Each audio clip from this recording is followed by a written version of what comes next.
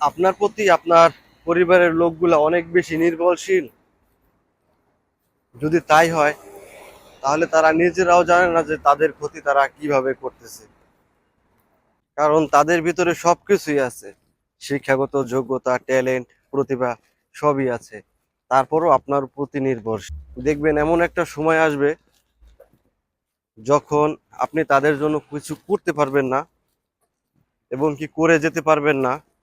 আপনার সময় যখন শেষের পর্যায়ে আসবে তখন তারা আর কিছু পারুক আর না পারুক, একটা কথা তারা ঠিকই বলবে যে আপনি তাদের জন্য কিছু করে যেতে পারেননি কিংবা করার চেষ্টা করেননি। কিন্তু তারা এই চিন্তাটা করবে না যে সময় থাকতে তারা কখনো আসলে কিছু করার চেষ্টাও করেনি।